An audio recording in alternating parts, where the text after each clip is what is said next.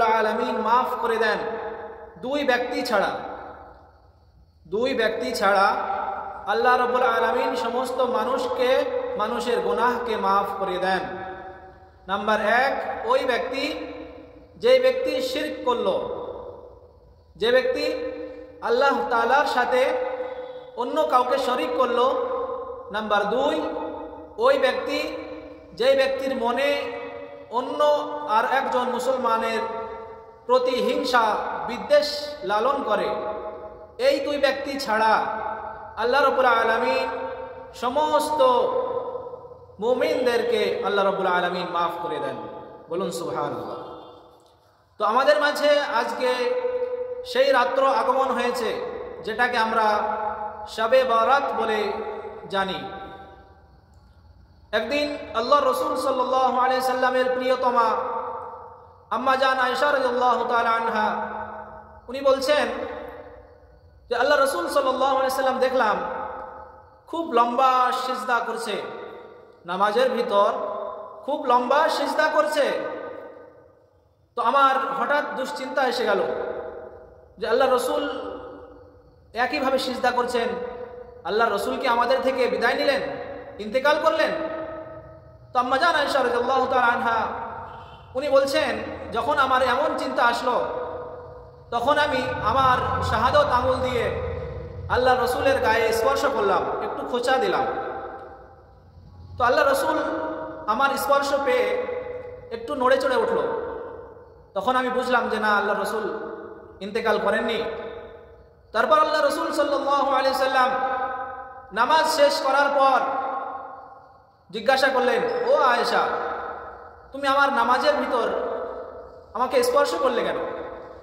তখন আম্মা জান আয়েশা রাদিয়াল্লাহু তাআলা আনহা বললেন যে আমার একটা দুশ্চিন্তা এসেছিল যে আপনি লম্বা সিজদা করছেন, নড়াচড়া করছেন না, আমি ভাবলাম আপনি হয়তো আর আমাদের মাঝে নেই।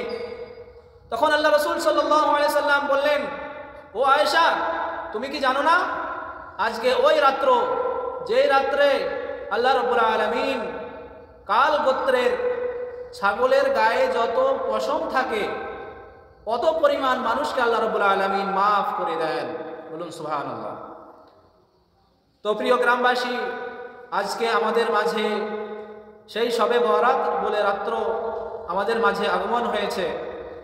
আমরা সকলেই এই রাত্রটাকে সঠিকভাবে ব্যবহার করব। যে রাত্রে আল্লাহ তাআলা আমাদেরকে ক্ষমার ঘোষণা দিয়েছেন, সেই রাত্রে আমরা অবহেলায় কাটাবো না। আমরা নামাজ, কোরআন তেলাওয়াত, তাসবিহ ইত্যাদি ইত্যাদি আমল করে আমরা এই রাতটা কাটাবো, যাতে আল্লাহ রাব্বুল আলামিনের দৃষ্টিতে পড়ে যায় আমরা, এবং আল্লাহ রাব্বুল আলামিন আমাদের জীবনের সমস্ত গুনাহকে মাফ করে দেন।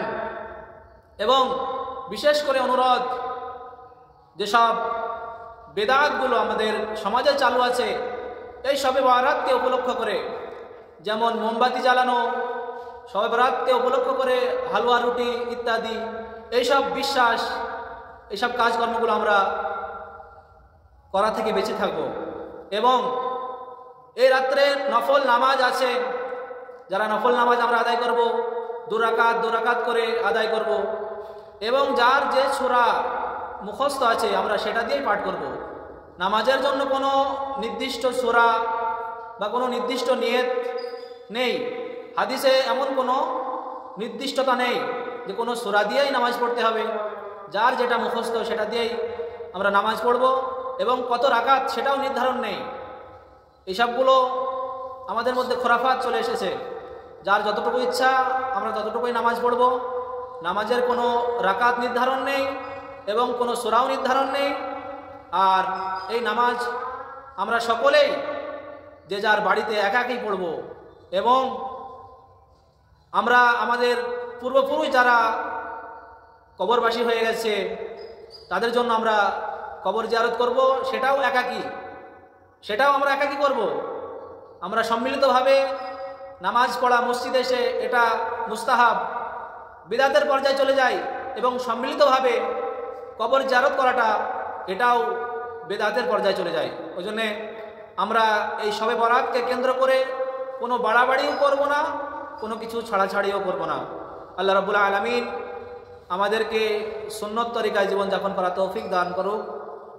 সকলে বলুন আল্লাহুম্মা আমিন। ওয়া আখিরু দাওয়ানা আলহামদুলিল্লাহি রাব্বিল আলামিন।